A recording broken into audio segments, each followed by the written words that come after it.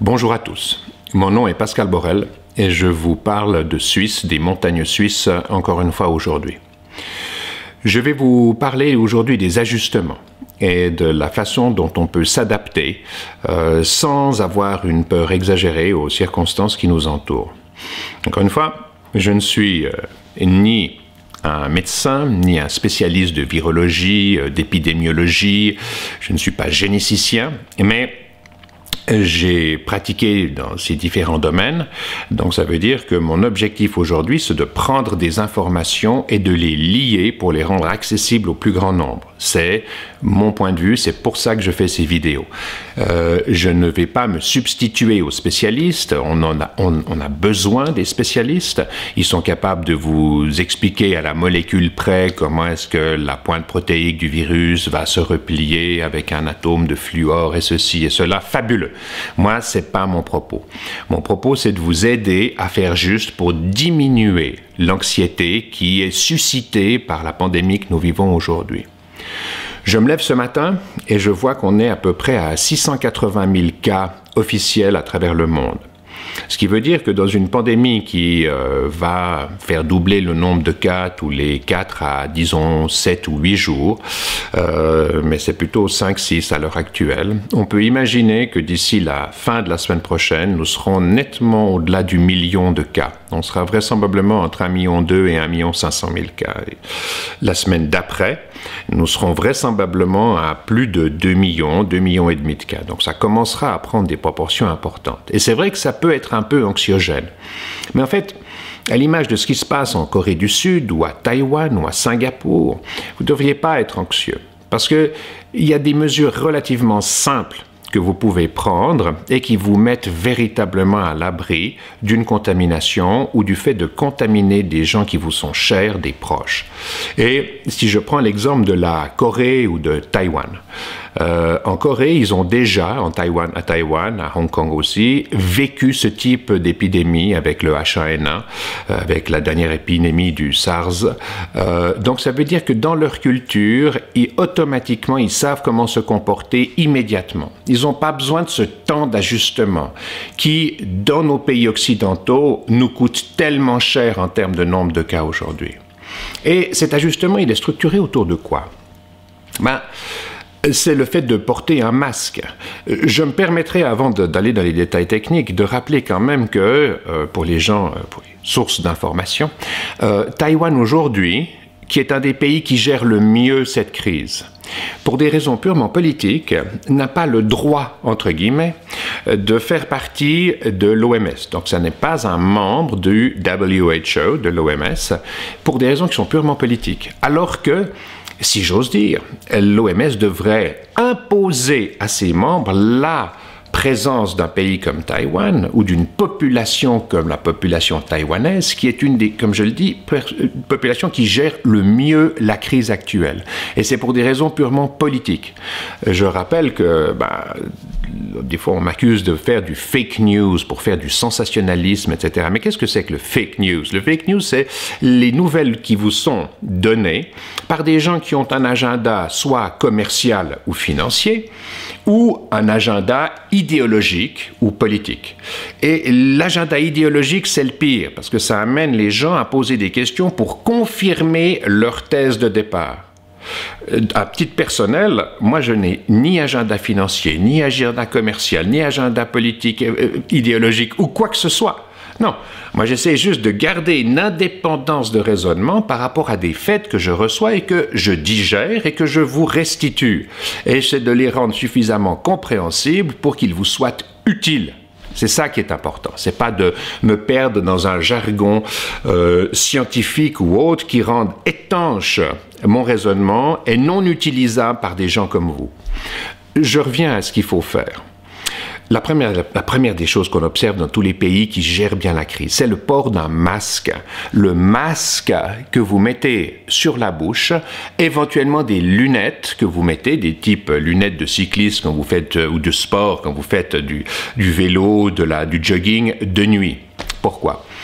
Il y a deux effets. C'est que, vous allez beaucoup moins vous toucher la bouche, le nez et les yeux si vous portez un masque et des lunettes. Donc, quelles que soient les surfaces infectées que vous allez toucher, vous n'allez pas transmettre les virus que vous aurez au bout de vos doigts et sur vos mains, sur votre bouche, votre nez, vos yeux, etc. Vous mettez un masque et des petites lunettes. C'est pas très compliqué. Maintenant, le masque, évidemment, vous allez me dire, oui, mais il y a beaucoup de gens qui ont démontré que le masque ne servait à rien. Attention, le masque, il ne va pas empêcher les particules virales de passer. Il y a des masques très sophistiqués qui le font, mais qui ressemblent à des gros masques à gaz. C'est ce qu'on utilise dans les laboratoires de sécurité type niveau 4, en virologie et en bactériologie.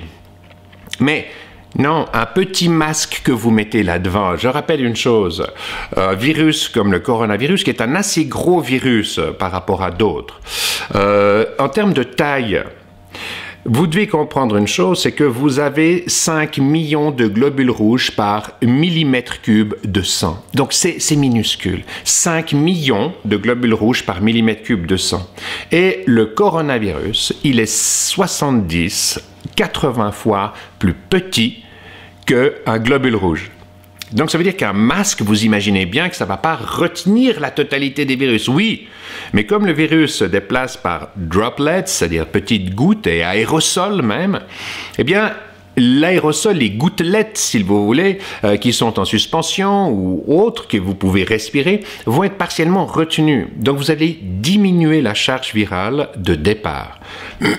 Et si vous diminuez cette charge virale de départ, vous serez beaucoup moins affecté. Pourquoi? Parce que si vous recevez des millions de virus d'un seul coup, eh bien, la quantité de virus augmente de façon très importante à l'intérieur de vos cellules et très rapidement.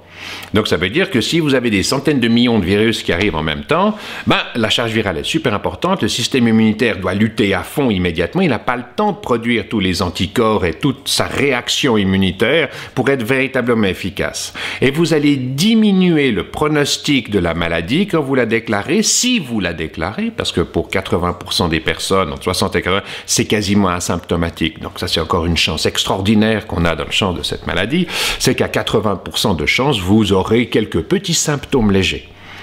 Mais l'idée, et on est en train de le découvrir, il y a beaucoup de rapports qui m'arrivent dans ce sens, c'est que la charge virale de départ détermine le pronostic, une partie du pronostic du patient. Donc si vous diminuez cette charge virale par le port d'un masque, de lunettes, qui vous évite d'avoir des aérosols de façon trop concentrée, qui entrent dans les poumons par la respiration, qui vous évite de vous toucher la bouche, le nez, les yeux, c'est clair que vous allez avoir une charge virale très faible au départ. Et ça va vraiment améliorer le pronostic. Donc ça, c'est la première chose. L'autre chose, c'est bien sûr, vous les connaissez, je vais me répéter un peu, mais c'est de rester chez vous. On doit tous aller faire nos courses pour manger. Moi, j'ai 2 enfants, j'ai une femme, alors je dois quand même sortir de temps à autre. Mais quand je le fais, d'abord, je ne le fais si possible qu'une seule fois par semaine, pas tous les 2 jours. Ne sortez pas tous les 2 jours, restez chez vous, achetez d'un seul bloc ce qu'il vous est nécessaire, ce qu'il est nécessaire d'avoir pour 7, peut-être même 8 ou 10 jours. Si vous pouvez faire vos courses tous les 10 jours, c'est idéal. Pourquoi ?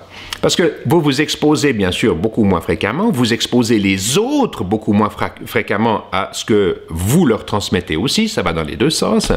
Et puis, surtout, ça vous laisse la possibilité, quand vous revenez avec vos courses à la maison, donc vous avez mis, si possible, des gants, si vous avez, les gants, c'est un peu moins important, mais vraiment le masque, les lunettes. Et quand vous revenez à la maison, vous posez vos sacs pendant une période de 3 à 5 jours. Alors, achetez des denrées non périssables. Vous achetez des spaghettis, du riz, des faillots, des lentilles, des boîtes de conserve type sardines à l'huile, maquereaux à l'huile, des boîtes de conserve de type sauce tomate, du fromage emballé, des choses que vous pouvez laisser sans y toucher pendant 3, 4, 5, si possible 6 jours.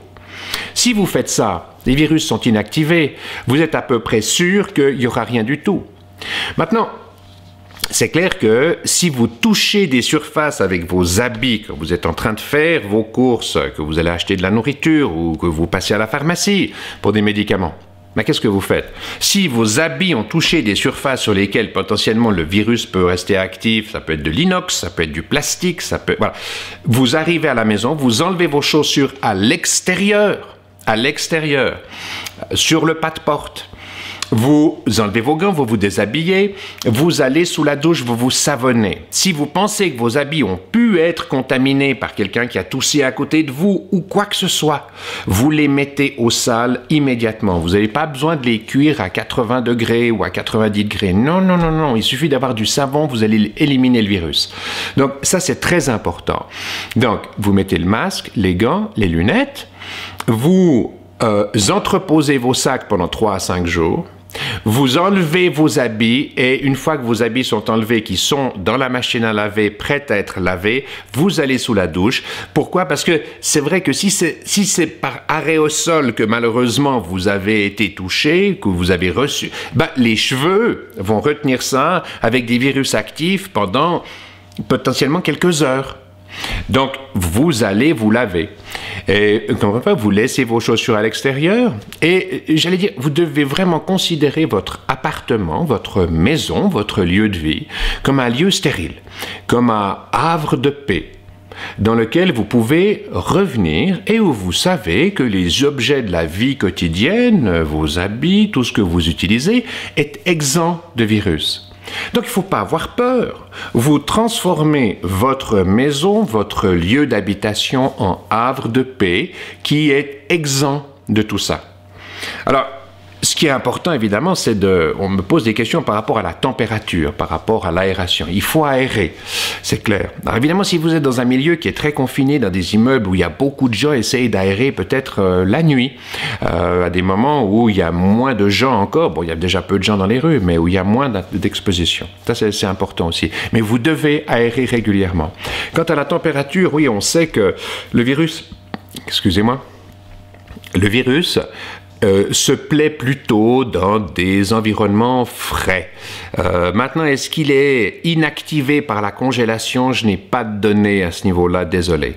Mais je sais que dans des températures qui s'élèvent, le virus est moins content. Il sera actif moins longtemps. En particulier, s'il est au soleil, les rayons ultraviolets vont déstructurer les ponts azotés de son brin d'ARN, c'est-à-dire de son matériel génétique. Et si des ultraviolets arrivent sur ce matériel génétique, le matériel génétique est très sensible aux rayons ultraviolets. Donc il va survivre peut-être quelques minutes, mais pas quelques heures.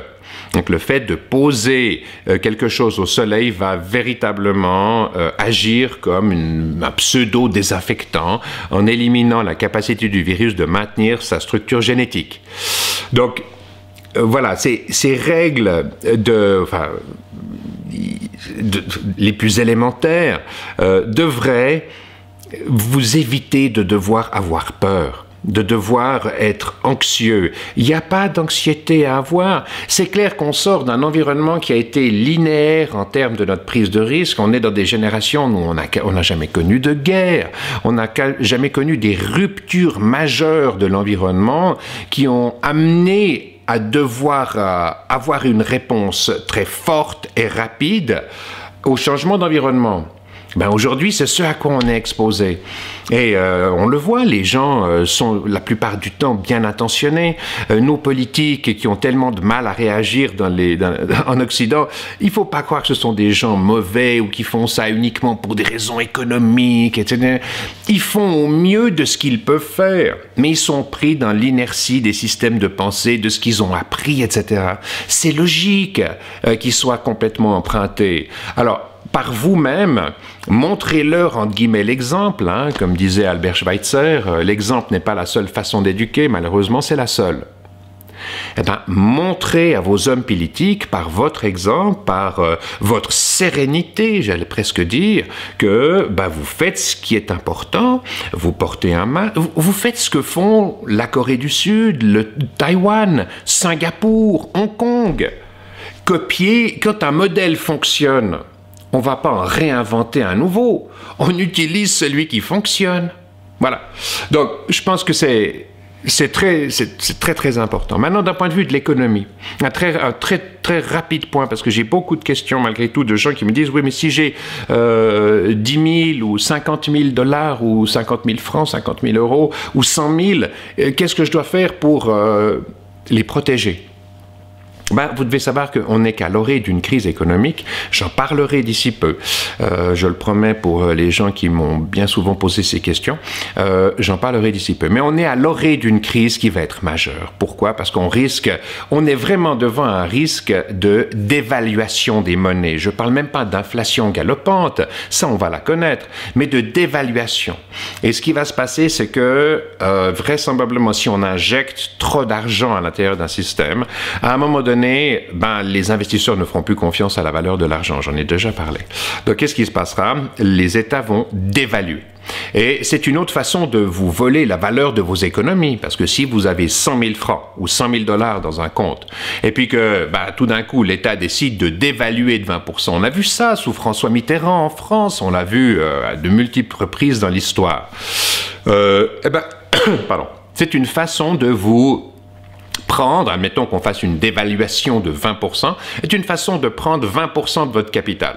L'État a printé, a fait fonctionner la planche à billets, merci beaucoup. On a dépensé cet argent, l'État a dépensé cet argent, et on dévalue de 20%. Donc, quelque part, on vous prend 20% de la valeur de vos économies. C'est-à-dire que si vous avez 100 000, vous n'en avez plus que 80. Et cette valeur, c'est l'État qui s'est chargé de la distribuer au gré de ses intérêts, de vos intérêts, c'est bien évident. Mais de ses intérêts malgré tout. Donc, ça veut dire que pour éviter la perte de valeur due à ce genre de mouvement qui va arriver, j'expliquerai pourquoi, la seule chose importante, c'est les actifs tangibles. Les actifs tangibles, c'est l'immobilier, les terrains, c'est l'or, c'est l'argent, c'est les quelques métaux précieux, semi-précieux. Ce sont des actifs tangibles. Donc, si vous avez la possibilité de mettre vos économies dans de l'immobilier, dans de la pierre, dans des terrains, je pense que c'est le moment de le faire. Voilà, je dis ça à titre perso. Moi, je l'ai fait pour ma part, avec mes maigres économies, si j'ose dire, mais je le fais de cette façon.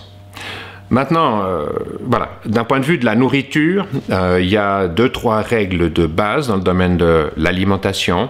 C'est que dans la mesure du possible, pour booster votre système immunitaire, il faudrait déjà diminuer la quantité de sucre. Si vous arrivez à diminuer la quantité de sucre, vous allez déjà énormément aider à la manœuvre. Voilà. Je ne m'étendrai pas plus loin aujourd'hui. Je vous remercie de votre attention. Paix à vous et à tous les citoyens de la planète. Peace out.